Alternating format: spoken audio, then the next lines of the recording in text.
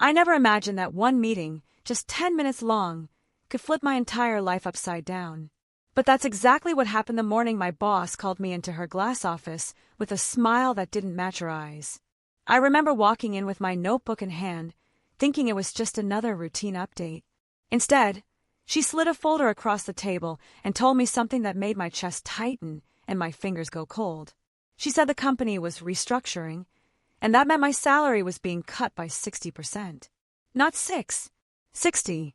As if she were offering me a generous discount instead of slicing away more than half of my income. For a moment, I couldn't even speak.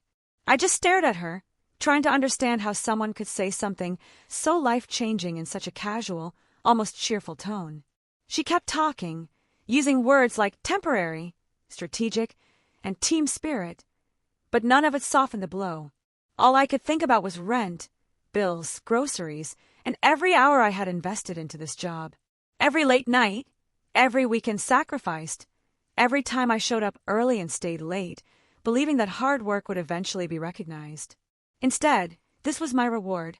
She looked at me like she expected me to thank her, like agreeing to a 60% salary cut was some kind of loyalty test. For a second, I wondered if I heard her wrong. Maybe she meant 6%. Maybe this was a joke. But no, her expression stayed flat, confident, almost rehearsed. And in that moment, a strange calm fell over me. I realized that I wasn't shocked because of what she said. I was shocked because deep down, I knew they had been preparing for this. The signs were always there, but I kept ignoring them. The sudden micromanaging, the budget adjustments, the way they slowly removed my responsibilities and handed them to someone else. The meetings I wasn't invited to anymore. I thought things would get better. I thought they still valued me. I thought wrong. My boss leaned forward and told me she hoped I would take the cut gracefully because it would show commitment to the company. She even said it would be a great opportunity to prove myself. That one line burned more than anything else. Prove myself? As if the years I had already given meant nothing. As if loyalty was a one-way street that only flowed toward them. But I didn't argue. I didn't raise my voice. I didn't let her see the anger vibrating beneath my skin. I simply nodded, pretending I needed time to process the news. She smiled, relieved, thinking I had accepted it, thinking I was weak, thinking I had no choice. But the truth? I already knew what I was going to do next. Outside her office, everything felt blurry. People moved around me, talking, laughing, typing, completely unaware that my world had just been shaken. My desk felt different when I sat down, as if it no longer belonged to me. My computer screen looked unfamiliar.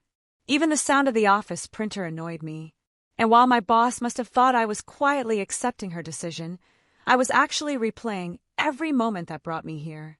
Every sacrifice they had happily taken advantage of. Every promise they never kept. Every time they praised me publicly but dismissed me privately. And with every thought, something inside me hardened. I realized that they weren't cutting my salary because the company was struggling. They were cutting it because they thought I wouldn't push back. They assumed I needed this job too much to fight. They assumed I was desperate enough to accept anything they threw at me. But what they didn't know was that I had been preparing myself for a turning point for months. I had doubts, yes, but I also had plans. Quiet plans. Plans they never bothered to ask about because they never cared enough to see me as more than a replaceable employee. As the day went on, my coworkers noticed I was quieter than usual, but no one asked what was wrong. Maybe they were scared to get involved, or maybe they already knew what was happening behind the scenes. Secrets don't stay hidden in offices like ours. Rumors travel faster than emails.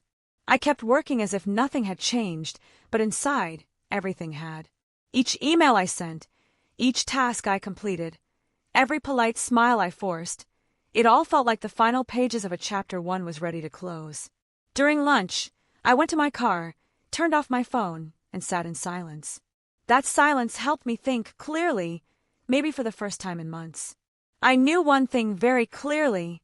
If I accepted this insulting salary cut, I would be giving them permission to walk all over me for the rest of my time there. And I wasn't going to do that. Not after everything I had already given. Not after they made it so clear that loyalty meant nothing to them.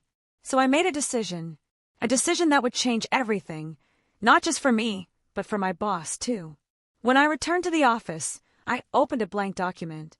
My fingers hovered over the keyboard for a moment, and then I started typing. The words flowed easily. They were calm, clear, professional, and powerful. Every sentence mattered. Every line carried weight. I didn't write in anger. I wrote with purpose, with confidence, with clarity. And when I finished, I printed it out and placed it in a plain white envelope. The envelope that would rewrite the ending of the story. Then I sat back in my chair, looking at that envelope resting on my desk. That simple piece of paper held everything my boss didn't expect. Everything she didn't see coming. Everything she assumed I was too afraid to do. And the moment she opened it, well, that moment would be the start of something she would never forget. But before I handed it to her, something happened. Something that changed my entire plan in a way I didn't see coming. Something that made the story take a turn no one in that office could have predicted, not even me. And that's where everything really begins. When I saw my boss walking down the hallway toward her office, I tightened my grip on the envelope. I could hear her heels tapping against the floor, sharp and confident, like she owned every inch of the building. Maybe she did. Maybe that was part of the problem. But I wasn't ready to hand her the letter yet, not until I understood what changed so suddenly that they felt comfortable cutting my salary by 60%. There had to be something more behind it, something no one was saying out loud. So instead of standing up and following her, I slipped the envelope back into my drawer. The moment I did, I felt a wave of curiosity wash over me, replacing some of the anger that had been boiling since morning. I needed answers, real answers, not the nicely wrapped excuses she gave me earlier. If I was going to walk away or stay and fight, I wanted to know exactly what was going on behind those closed meetings and whispered conversations. Something told me the salary cut wasn't just about restructuring. It was about hiding something, protecting someone, covering up something bigger happening inside the company. During the afternoon, I paid closer attention to the office than I ever had before. I noticed the way two managers kept exchanging glances whenever someone mentioned budget updates. I noticed how the newly hired assistant, who had been there barely a month, had access to files that took me years to earn permission to see. I noticed how my boss kept looking over her shoulder, almost as if she expected someone to walk in on her. None of this looked like normal corporate changes. It looked like fear. It looked like pressure. It looked like secrets. And suddenly the salary cut felt less personal, but more dangerous. I thought about the past year, about how everything slowly shifted without anyone admitting it. The company used to feel like a team, but lately it felt like a place where everyone worked in silence, avoiding the truth. Even the executive meetings seemed tense, as if someone above them was making decisions without explanation. We were all expected to simply accept it, but cutting my salary by 60%, that felt like a warning. A way to push me out without saying it directly. Or maybe a way to keep me quiet. By the time the clock hit 3, I found myself replaying every strange moment from the last few months. Like when the finance department suddenly stopped showing numbers on the screens during presentations, claiming the projector wasn't working. Or when the company canceled employee benefits without announcing it, letting us find out slowly, one by one. Or the biggest red flag, the day my boss asked me to sign a document without reading it, telling me it was just routine, but refusing to explain why she needed my signature so urgently. I didn't sign it then, and now I was glad I didn't. Something about all these pieces felt connected, even if I didn't know how. While everyone else gathered around the break area for afternoon coffee, whispering the usual gossip, I stayed at my desk. My phone buzzed with messages from friends asking about my day, but I ignored them. My mind was too busy trying to make sense of everything. I opened a blank page on my computer, not to write anything official, but just to list every suspicious detail I remembered. The list grew faster than I expected. Names, dates, conversations, missing documents, changes in behavior. It was all there. I stared at the list, feeling a strange mix of fear and empowerment. Something was undeniably wrong inside the company, something they didn't want anyone to figure out. But why target me? Why cut my salary in such an extreme and insulting way? Then it hit me. Because I was the one who asked the most questions. I was the one who reviewed files with too much attention. I was the one who never signed anything without fully understanding it. I was the one who didn't let things slide just because someone above me said it was fine. Maybe they saw me as a threat, and pushing me out quietly was easier than confronting the truth. My heartbeat picked up as I realized I might be holding information they didn't want me to put together. Maybe the salary cut wasn't a punishment, it was a distraction. Maybe they thought lowering my pay would break my confidence, make me desperate, or force me to quit before I connected the dots. But instead, it woke something up inside me. Something stronger than fear. Something that made me want to see the full picture before making any choices. Just when I started diving deeper into the files stored on my desktop, the office door behind me opened, and I quickly minimized the screen. I glanced back, pretending to look busy, and saw my boss standing there. She didn't come to my desk. She only scanned the room, as if checking to see who was working and who wasn't.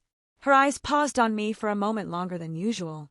Not long enough to be suspicious, but long enough to feel like she was watching me more closely than before. When she walked away, I felt a small rush of adrenaline. It confirmed what I suspected. She didn't trust me anymore. And that feeling went both ways. Later, when most people were packing up to leave, I stayed seated, pretending to finish a report. In reality, I was waiting for the moment the office grew quiet, the moment when fewer eyes were around.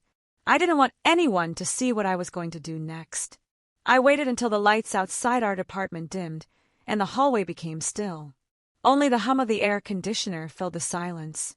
My boss's office door was closed, but the thin strip of light under it told me she was still inside. Before I could overthink it, I got up from my chair and quietly walked toward the storage room where old company files were kept. Almost no one went in there anymore since everything had become digital, but something told me that if there were answers the company tried to hide, they wouldn't all be online. Paper trails were harder to delete. When I pushed the door open, the room smelled like dust and fading ink. Boxes lined the shelves, some labeled neatly, others carelessly stacked. I reached for a box marked Quarterly Reports, Previous Cycle. That phrase alone made me suspicious. It shouldn't have existed in this room. Reports like these were supposed to be stored securely in the main server, not shoved into an old box like forgotten leftovers. I opened it slowly, half expecting nothing and half expecting too much. Inside, there were papers stuffed together with no order, memos, spreadsheets, handwritten notes, meeting printouts. None of this looked normal.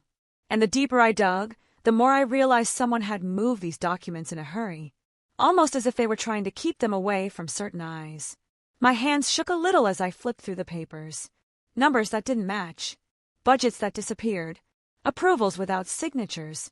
It felt like uncovering a puzzle that someone tried to bury. I wasn't sure what I was looking at, but I knew that if my boss found me in here, this would turn into a completely different kind of conversation. And I didn't know if I was ready for that yet. I was so focused on the papers that I didn't hear footsteps approaching, until I heard someone's voice behind me. A voice I would have never expected to hear at that moment. A voice that made me freeze, the file still in my hands. And when I turned around, everything I thought I knew about that company and my place in it changed again. When I turned around, I expected to see my boss. I expected anger, accusations, maybe even panic on her face. Instead, it was someone I hadn't even considered, Mark, the quiet analyst from the finance team. He always kept to himself, always stayed late, always looked buried under spreadsheets. I barely heard him speak more than a few words on a normal day. But now he stood in the doorway staring at me like he already knew exactly what I was doing. For a second, neither of us said anything. I held the papers in my hands, unsure if I should hide them or put them back.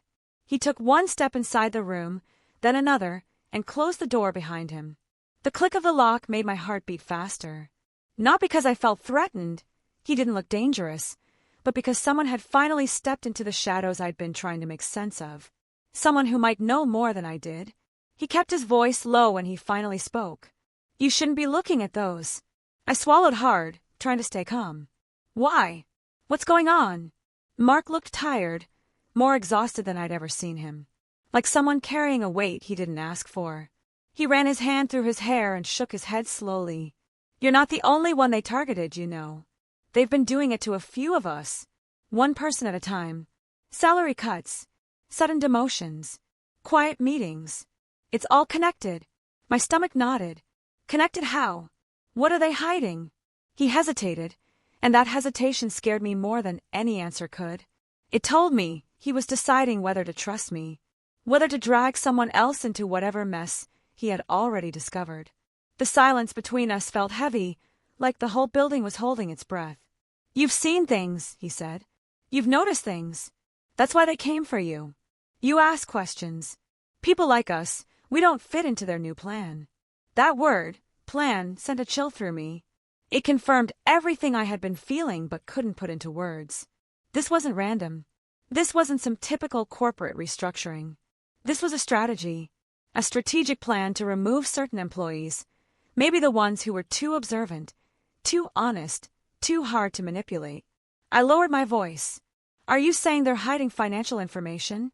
He exhaled sharply, like he'd been waiting for someone to finally say it out loud. "Not just hiding, changing, adjusting, moving things where they don't belong. I've seen numbers shift overnight, numbers that shouldn't change unless someone edits them manually. When I asked questions, they reassigned my tasks. Then they cut my hours. Next week, they'll probably cut my salary too, just like yours." I looked down at the papers again, and everything suddenly felt heavier, like each sheet carried a piece of truth they wanted buried. "Why didn't you say anything before now?" Mark laughed softly, but there was no humor in it. "You can't just walk into the office and accuse your boss of manipulating reports. That's the fastest way to get thrown out. But now that I've seen you digging, I figured you deserve to know you're not alone." Hearing those words gave me a strange sense of relief, but also fear. If more employees were being quietly pushed down, it meant the problem was bigger than I thought. And the deeper I went, the more dangerous it might get. But the suspense kept pulling me in. Not knowing the full truth felt worse than the risk. Before I could ask more, we heard footsteps outside the door. Heavy, slow, the kind that made your pulse jump. Mark's eyes widened, and he motioned for me to put the papers back. My hands moved quickly, stuffing documents into the box, trying to make everything look untouched. The door handle rattled once, but didn't open. Then the footsteps moved away. We both let out a breath of relief. But the tension didn't disappear, it got stronger. Mark stepped closer and whispered, "We need to talk somewhere else. Not here. Not tonight. But soon." He paused, his expression tightening. "And don't trust anyone. Especially not her." I didn't have to ask who her meant. We were both thinking of the same person, my boss. He slipped out of the room first, leaving me alone with the dusty air and unanswered questions. I waited a few seconds before walking out, my heartbeat still uneven. When I stepped back into the hallway, the office lights seemed dimmer, the shadows deeper. It felt like the building itself was hiding something. Back at my desk, I tried to look normal, typing slowly, pretending to finish a project. But inside, my mind was racing through every possibility. If the financial reports were being manipulated, what were they hiding? Debt? Missing funds? A failing department they didn't want investors to know about? And why target people like me and Mark? Because we asked questions? Because we paid attention? The more I thought about it, the clearer it became. The salary cut wasn't just an insult, it was leverage. A way to push me into silence. A way to make me feel powerless. But now that I had seen enough to confirm that something real was happening, I couldn't pretend anymore. I couldn't sit quietly while someone tried to erase the truth. Still, I knew I had to be careful. Going to HR wouldn't help, they were too closely tied to management. Confronting my boss would only alert her that I knew too much. And quitting immediately would leave Mark alone, and leave me without closure. I didn't want revenge. I wanted the truth. As the day neared its end, I noticed something even stranger. A new face in the office, someone I had never seen before. A woman wearing a badge that didn't match anyone from our company. She walked straight into my boss's office without knocking, and the door closed behind her. Something about her posture, her confidence, even the way she scanned the room reminded me of an auditor. Or someone from a regulatory team. Someone sent when things are not going well. But I couldn't be sure. All I knew was that my boss's expression changed when she saw the woman walk in. She looked startled, almost nervous, and that reaction alone made my suspicion feel even more real. I kept my head down, pretending I hadn't noticed. But every few seconds, my eyes drifted toward her office. I waited for the door to open again, but it stayed closed for almost an hour. When it finally opened, the woman walked out with a file in her hand and a stern expression on her face. My boss followed her to the elevator, talking quickly, almost breathlessly, trying to explain something. But even from a distance, I could see the woman wasn't impressed. Whatever she found, it wasn't good. And somehow, I knew I was connected to it now, without wanting to be, without asking for it. As the office emptied, I stayed behind, pretending to shut down my computer slowly. I heard my boss return to her office and close the door with more force than usual. Papers rustled. Drawers slammed. She was stressed, maybe even scared. And I still had the envelope, the letter that was supposed to change everything. But now, handing it to her didn't feel like the next step. The situation was bigger than a salary cut. Bigger than me. Bigger than that letter. I stayed in my seat, staring at the drawer where the envelope rested. And then, in the stillness of the empty office, I heard the one thing that made my heart drop completely. My boss was crying. Not loud, not dramatic, but quiet, shaky, panicked. And I realized something I wasn't ready to face. Whatever she was hiding, whatever this company was involved in, it was far worse than I imagined. And I was now deeper in the middle of it than I ever meant to be. I continued sitting there, frozen, listening to those quiet, shaky sounds coming from behind my boss's closed door. It didn't make sense. This was the same woman who walked around the office as if she couldn't be touched, as if every decision she made was flawless. Hearing her break down shattered that image completely. It made everything feel more real and more dangerous. Whatever she was dealing with wasn't just a corporate mistake. It was something big enough to shake even her confidence. I pulled my chair back slowly and stood up, almost without thinking. I wasn't planning to confront her. I wasn't even planning to talk to her. But I needed to know more. I walked quietly toward her office, stopping just a few steps away from the door. Through the small gap at the bottom, I could see the faint shadow of her pacing back and forth. Papers rustled. Something metallic clinked. She was opening drawers, maybe searching for something. Then I heard her whisper to herself, a sentence so soft I barely caught it. "They can't find out. Not now. Not after everything I covered." My chest tightened. Those words confirmed every suspicion I had been trying not to believe. She wasn't just stressed. She wasn't just overwhelmed. She was hiding something. Something serious. Something she was terrified would come to light. I stepped back quickly before she could open the door and see me. I hurried back to my desk and sat down, pretending to be typing. My heartbeat felt like it was trying to climb out of my chest. I didn't know how much she had covered up, or how deep it went, but I knew one thing for sure. Whatever she feared being discovered was connected to the missing numbers, the manipulated files, the salary cuts, and the sudden arrival of that outside woman who looked like an investigator. The office lights flickered overhead just for a second, and the whole space felt colder than before. A few minutes later, my boss came out of her office. Her eyes were red, but she held herself together enough to walk with the same straight posture she always had. Still, I could see it, the small tremble in her hands, the way she avoided meeting anyone's eyes. Something had cracked inside her. She walked toward the elevator, but halfway there she stopped suddenly and turned her head right toward me. Our eyes met, and for a moment I couldn't breathe. Not because she looked angry, but because she looked afraid. Afraid of what I knew. Afraid of what I might find next. Afraid of the wrong person knowing the truth. Then, without saying a word, she got into the elevator and disappeared behind the closing doors. I sat there trying to understand what that look meant. Was she warning me? Was she expecting me to stay quiet? Or was she silently begging for help? I didn't know anymore. Everything felt tangled. Her guilt, her fear, the company's secrets, Mark's involvement, my letter waiting inside my drawer. I packed my bag, ready to leave for the night, but something stopped me. A message popped up on my phone. Unknown number, no name. "We need to talk. Now." Back entrance. M. Mark. The moment I saw his initials, tension shot through my whole body. He wouldn't contact me like that unless something urgent had happened. I grabbed my bag, locked my computer, and headed toward the back exit. The hallways were dim now, the silence echoing with every step I took. I felt like every shadow was watching me, like the walls themselves were listening. When I reached the back entrance, I found Mark standing under a flickering light. He looked even more stressed than earlier.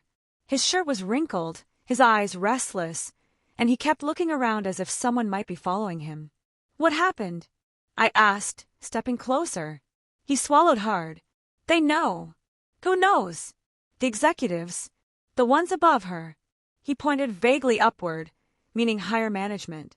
"They know someone has been going through the old records, and they think it might be you." My breath hitched. "How?" He ran a hand over his face. "The investigator, the woman who came earlier, she wasn't sent by them. She was sent by an outside party, someone who wants the truth. But when she showed up, the execs panicked. They weren't expecting her. They weren't prepared." I let out a slow breath. "What does that mean for us?" Mark stepped closer, lowering his voice. "It means they're scrambling. And when people scramble, they make mistakes. They start looking for someone to blame." A cold wave ran through me. "So now I'm their target." "You, me, maybe even your boss," he whispered. "Everyone who saw too much or asked the wrong questions. They're trying to protect themselves." I leaned against the wall, trying to steady myself. Protect themselves from what?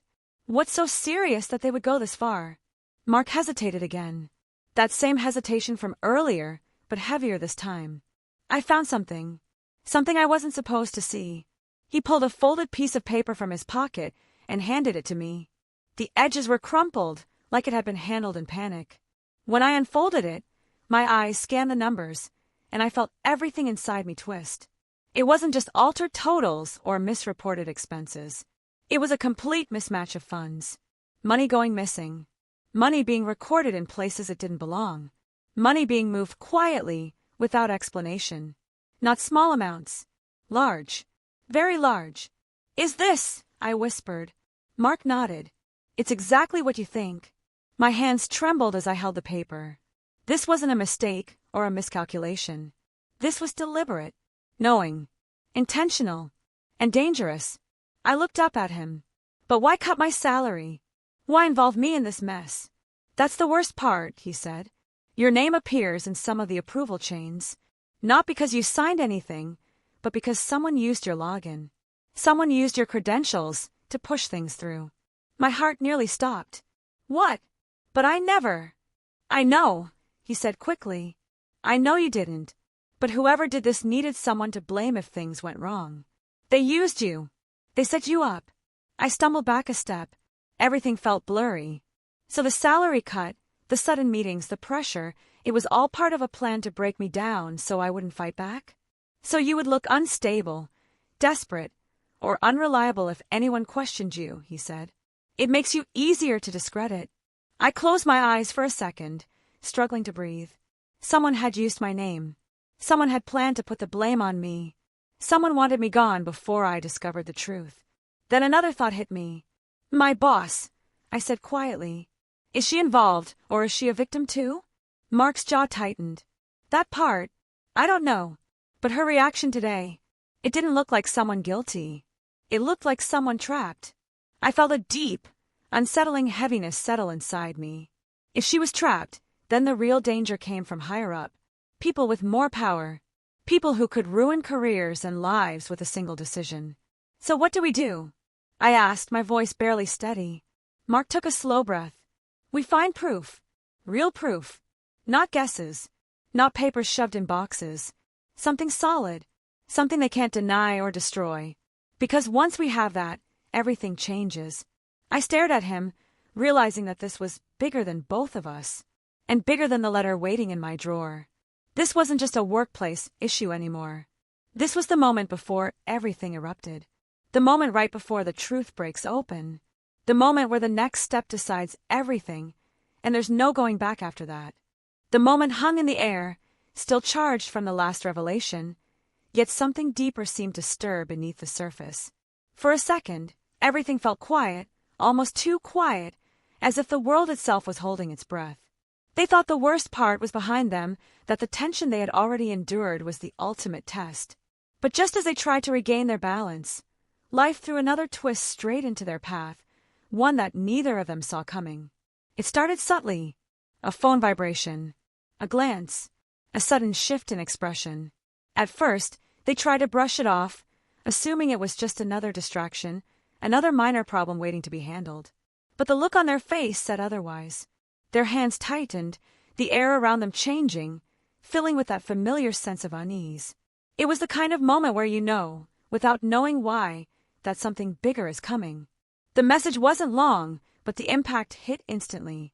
It wasn't just about the deal anymore, or the partnership, or the stress they had already managed to navigate. This new information opened a door they didn't even know existed, one that exposed layers of a situation they hadn't considered. It was as if someone had been silently working behind the scenes, watching, waiting, and now choosing the perfect moment to strike. The kind of twist that shifts the ground right under your feet. They tried to stay calm, masking their rising worry with a steady breath, but inside, everything turned. The keywords echoing in their mind, trust, strategy, timing, suddenly felt heavier, like each one carried a weight they had underestimated. And the more they tried to process what they just learned, the more they realized how tangled everything had become. This wasn't only a business challenge anymore, it had become personal. But the tension didn't stop there. Just as they were trying to make sense of a situation, another unexpected piece fell into place. Someone they had counted on, someone they believed was on their side, seemed to be involved in a way that didn't feel right. Certain details didn't match up anymore. Certain promises suddenly sounded hollow. And the uneasy feeling in their chest pulsed stronger, telling them that they were being pushed into the heart of a conflict far more complicated than before. They exchanged a tense look, both recognizing that something bigger was unfolding. They couldn't speak it aloud yet, not until they understood what they were up against. But the fear of the unknown, the risk of betrayal, and the urgency of the moment began tightening the space around them. It felt as though every second mattered now, every choice could tip the balance. The suspense kept building, rising like a quiet storm, pushing them closer to the edge. The room itself seemed different, the silence between them thick and tense. Their mind raced, trying to piece together clues they didn't even know they had gathered. Every conversation replayed itself. Every moment that felt strange now came back with a new meaning. And in that instant, they realized that what they thought was the main conflict was only the beginning of something much bigger. The second plot twist wasn't just surprising, it was destabilizing. It forced them to question their trust, question the situation, and question the entire foundation of the journey they had been fighting through. And while they tried to stay focused, the stakes grew higher with every passing heartbeat. They weren't just trying to save the deal anymore, they were trying to stop everything from collapsing around them. A sudden knock at the door made both of them tense up. The timing was too sharp, too well placed, as if perfectly aligned with the chaos swirling inside. Their pulse quickened. The suspense reached a tight peak. They stepped toward the door slowly, cautiously, knowing that whatever waited on the other side would push them even deeper into the conflict. And just before the door opened, they felt it, the shift. The sense that the true climax was coming fast, closing in, and there was no going back now. Everything was about to change again. The door opened slowly, and for a brief moment neither of them breathed. They expected the worst, prepared themselves for another shock, but instead they saw the one person they least expected, someone who should not have been there at all. The sight alone sent a wave of confusion through them. But as soon as that person stepped inside, everything that had been uncertain suddenly began to align. Pieces that had felt scattered started forming a clear picture, and the truth they had been circling around finally revealed itself. They spoke calmly at first, almost too calmly, explaining that they had known more about the situation than they had admitted earlier. It wasn't betrayal, though it had felt that way. It was something more complicated. They had been keeping quiet not to deceive anyone, but because they were trying to protect both sides from a bigger problem. Someone else had been manipulating things in the background, someone whose motives had nothing to do with the team or the project, but everything to do with control and timing. The tension rose again as they laid out the details. The earlier message, the strange changes, the sudden pressure, it was all connected. What they thought was a simple challenge was actually the result of someone quietly pulling strings, trying to push them into a mistake. Hearing this made their heart race, but for the first time it wasn't from fear, it was from clarity. They finally understood what they were fighting against. The room filled with a sharp, focused energy as they confronted the truth head-on. Their voices steadied, their confidence returned. There was no running from the conflict anymore. They confronted the person behind the manipulation, calling them out with undeniable evidence and a calm determination that left no room for excuses. It was the moment everything had been building toward, and nothing could shake it now. The final confrontation felt intense, but also strangely empowering. The real antagonist tried to deny everything, tried to twist the situation even further, but the facts were too clear. Every hidden move was exposed. Every lie came undone. And the moment the truth came out, the entire weight of the conflict lifted. The main problem, this unseen pressure, this silent sabotage, finally ended. The deal they fought so hard for stood strong. Their trust, once shaken, felt restored. And the long, stressful journey finally hit its turning point. But just when they thought everything had settled, the unexpected twist arrived. The person who had appeared at the door earlier, the one who seemed to be helping, admitted that they, too, had their own reason for stepping in. They weren't entirely innocent. They had protected them, yes, but they had also protected themselves. The sabotage hadn't affected only the project, it had threatened something of theirs as well. Their loyalty wasn't as pure as it seemed, it was strategic. The revelation wasn't harmful, but it surprised them. It reminded them that even in moments of unity, people still carry their own motivations and fears. For a second, the room felt still again, not in a dangerous way this time, but in a thoughtful one. They realized that the world wasn't divided into simple sides. Sometimes allies make choices for themselves. Sometimes unexpected help comes with hidden layers. But the conflict was resolved. The project was safe. The tension that had nearly crushed them finally broke open into a sense of relief. And though that last twist added a new shade to the story, it didn't undo the victory they had earned. It simply deepened the moment, reminding them that every journey, even a successful one, has its complexities. They exhaled, feeling the weight leave their shoulders. The climax had arrived, shaken everything, and finally settled the chaos that had been building for so long. And now, with the truth revealed and the main conflict resolved, they were ready to face whatever came next, stronger, wiser, and aware that even the closest moments can carry unexpected turns. When the tension finally broke, the room fell into a quiet that felt almost unreal. After everything that had happened, the pressure, the manipulation, the surprise twist, standing there in the stillness, made them realize how long they had been holding their breath. It wasn't just the project or the conflict that weighed on them. It was the months of doubt, fear about their future, the humiliating salary cut, and the feeling of being underestimated. All of it had been sitting on their shoulders, and now it was finally slipping away. They looked around the room, noticing how different it felt now that the truth was out. The air no longer carried that invisible heaviness. The faces that once seemed unsure now looked relieved. Even the person who had stepped in with their own complicated motives seemed calmer. No one was pretending anymore. Every question had been asked, every hidden piece exposed. The whole situation had been peeled open layer by layer, and although it had been exhausting, it brought a sense of peace that couldn't have come any other way. As they gathered their things, their boss approached, not with her usual cold expression, but with a quieter, almost humbled look. For the first time, she seemed like a real person and not just an authority figure determined to keep control. She didn't apologize directly, but her tone softened as she acknowledged everything that had unfolded. She admitted that she had trusted the wrong people, made harsh decisions too quickly, and underestimated those who were actually carrying the company forward. Hearing this wasn't meant to change the past, but it brought closure. Their eyes met, and for a moment nothing needed to be said. The boss understood that the insulting 60% salary cut had pushed things too far. It had crushed morale and nearly led to a disaster that could have cost the company more than money. And they understood that sometimes leaders make choices driven by fear, not malice, especially when they're pressured from above. It didn't erase the hurt, but it made the ending feel more grounded, more human. Before leaving the room, they handed back a simple message. Not a dramatic letter like the one they had originally planned, not something written out of anger or frustration, but a short, calm note. It explained everything clearly, what they had experienced, what they had learned, and what they hoped the workplace could become if everyone communicated honestly. It wasn't meant to punish anyone. It was meant to remind them all how easily silence and assumptions can turn small issues into big battles.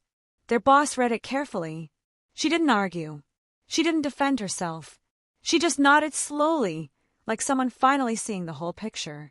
It wasn't the moment of revenge that people might expect from a story with a salary cut and betrayal. It was something much more meaningful, a moment of understanding. And in the long run, that mattered far more. Walking out of the building that day, they felt lighter. The evening air felt different. It felt like a new beginning rather than an ending. Their phone buzzed with messages from coworkers thanking them for standing up, for staying calm when things became chaotic, and for helping uncover the real issue. Some admitted that they had been afraid to speak. Others said they didn't even realize how serious things had become until the truth came out. It reminded them that many people stay silent not because they don't care, but because they don't know how to move against pressure. The next day brought small but meaningful changes. The salary cut was reversed, policies were reviewed, and the toxic influences in the background were removed. People felt comfortable voicing their concerns again. Meetings became more open, more honest.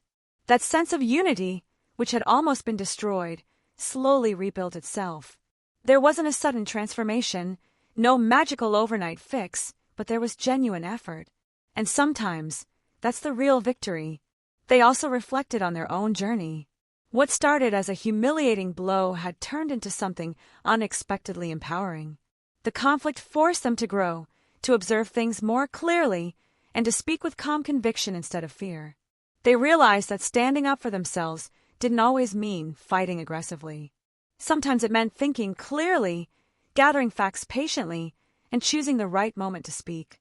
It meant trusting their own experience, even when others doubted it. In the weeks that followed, they found their confidence returning in ways they didn't expect. They no longer walked into work with that heavy feeling in their stomach. They no longer wondered if they were replaceable or undervalued. Instead, they understood their worth fully, something no salary cut or temporary setback could take from them again. They focused on their goals, their growth, and the people who supported them through the chaos. There were still moments when they remembered how painful the situation had been. But those memories no longer carried anger. Instead, they carried lessons. They learned that workplaces are built not just on official rules, but on trust. They learned that leadership is stronger when communication is open. And they learned that even when everything feels unfair, staying grounded can change the outcome completely. As the story settled into its final moments, they took one last look at the company building. This place where so many emotions had clashed, where they had been pushed down and lifted back up, where secrets were exposed and clarity finally arrived. They didn't feel bitterness. They felt closure. They walked away with a calm sense of pride, knowing they had faced a tough challenge and turned it into something meaningful. They didn't need applause. They didn't need revenge. They only needed the quiet satisfaction of knowing they had handled everything with dignity, honesty, and strength. The people inside that building would remember the situation for a long time. They would remember the chaos, the confrontation, the moment the truth burst open, and the way one person's steady courage changed the direction of everything. And that mattered more than any dramatic ending ever could. In the end, the biggest victory wasn't that they had fixed the problem. It was that they had learned to trust themselves. The journey taught them that their voice carried weight, their work had value, and their calm strength could stand firm even in the most unexpected storms. And as they stepped forward into the next chapter of their life, they carried not the pain of the conflict, but the clarity of the lesson it taught them. Sometimes life pushes you down so you can rise stronger than before, and sometimes the story you think is ending is actually the beginning of something better.